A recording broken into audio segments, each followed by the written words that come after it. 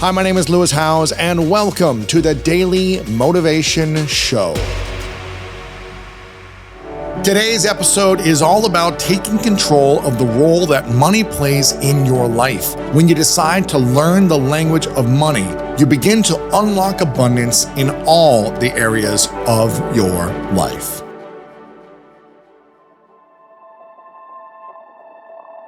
One day I woke up, I was in a relationship, and I'm 26 years old, and I'm trying to get my business going. I wake up 6 o'clock in the morning, I get a text. Babe, I have to tell you this. As much as I love you, I don't see this relationship going anywhere. One of those texts. Because I think my mom is right. You love your business more than you love me, and I barely see you. I only see you once a week. You're working so hard. First text. Then, message. I press the message to listen to it. My mom.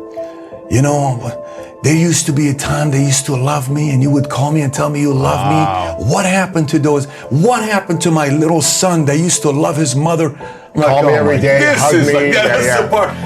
So now I got a breakup on the line. I got a guilt trip from my mom. That's still 6:02 right now. Then I get an email. You haven't even got out of bed yet. I haven't even gotten out of bed yet. Then I get an email that's been in the box for a while, and I look at it. It's from my number one client that I was about to expect like a $15,000 commission, and that's a lot of money at that time. And my number one client says he's leaving me for the following reasons. And then at the same time, the next email is my agent saying I resign. My number one agent resigns. This all happens before 6:05, 6:10. So I'm in bed, anxiety's high, panic is high. I have no idea what to do. In that moment, all I thought about is, what are my next 5 moves? What do I need to do next? From that moment on, everything I did with business, I would ask myself, I'm gonna do this next, my next 10, 15 moves. Or what would this guy do? This guy that built an empire, what would he do?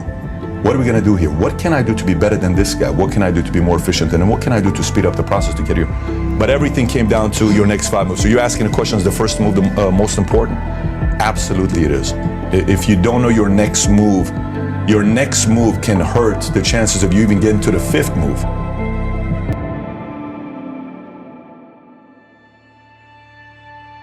Okay, so who do you want to be? I want to be an entrepreneur. I want to be an entrepreneur. I want to be a solopreneur. I want to be a content creator. I want to be an influencer. I want to be an inventor. I want to be an investor. So you kind of figure out what angle you want to go and who you want to be. Yep. And then you figure out which one you want to do next. You may want to be an entrepreneur, but entrepreneur may make sense next, right? You want it to be an entrepreneur may make sense next. So this movement of entrepreneur got a lot of people to become entrepreneurs who should have never become entrepreneurs. Right. Okay, they just should have never become entrepreneurs because they did not experience the element of being an entrepreneur. An entrepreneur thinks, works, is wired, looks at money, people, talent, recruits, sells the dream. Everything an entrepreneur does is identical to the entrepreneur.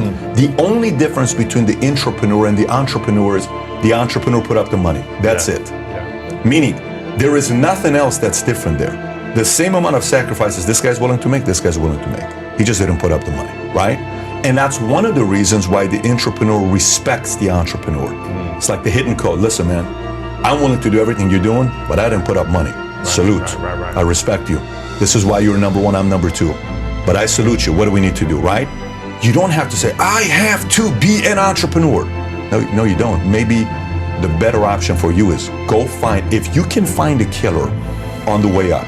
If you can find a killer on the way up. So, if you looked at everybody as a stock, let's just say we started looking at everybody as a stock, okay? So you have small cap, mid cap, large cap. What's the difference between a small cap, mid cap, large cap? It's a dollar amount, 5 billion less, 5 billion to another. And then you have the large cap, all these Disneys, Walmarts. These are large cap, right? But the key is if you can figure out when they're a small cap.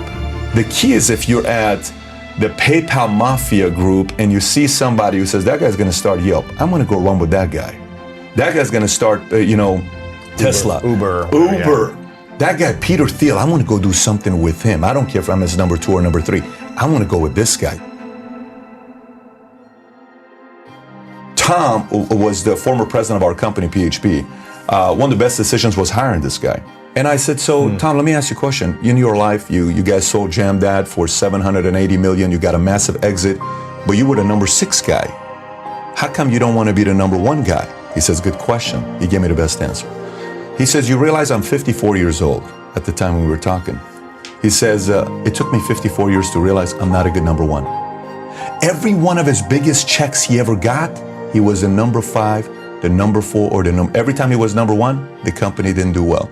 So sometimes we want to be number 1, but maybe you're not a number 1. Sometimes you want to be MJ, but maybe you're Scotty. Sometimes you want to be MJ and Scotty, but maybe you're John Paxson and Steve Kerr. Maybe you're somebody that later on is going to be the general manager of the Chicago Bulls. Your name is John Paxson. Maybe you're going to be a great coach.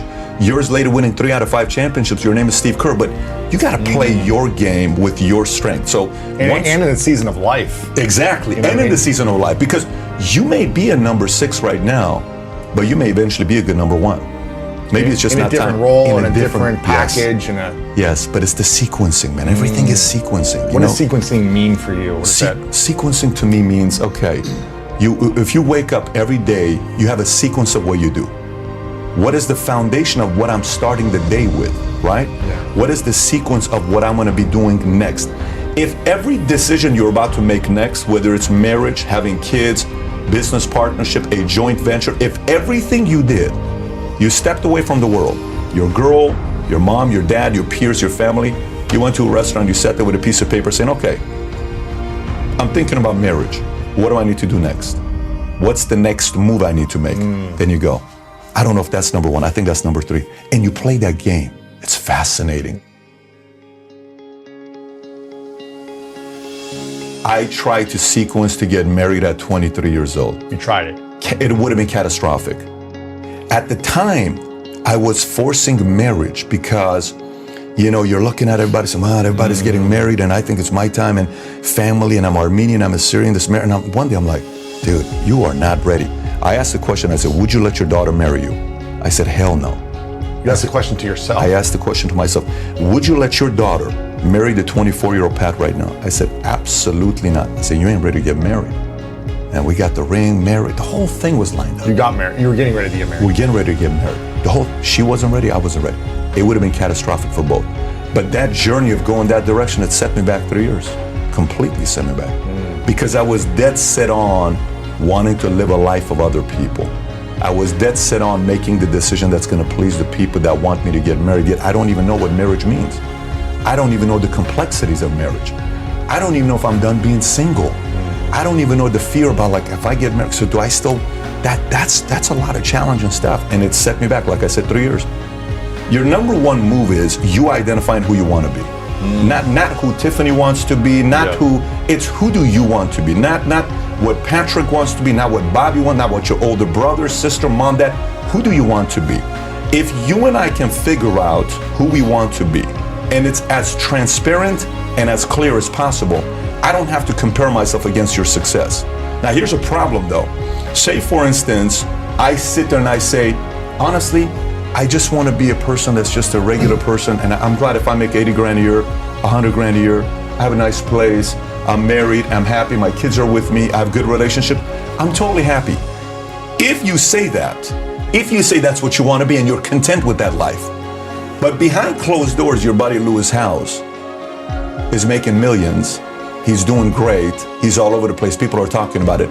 If an ounce of envy or jealousy comes in, you either weren't being honest with yourself because that's not exactly who you wanted to be, or you got to ask the decision, am I living my life or his life? That's the toughest thing to do.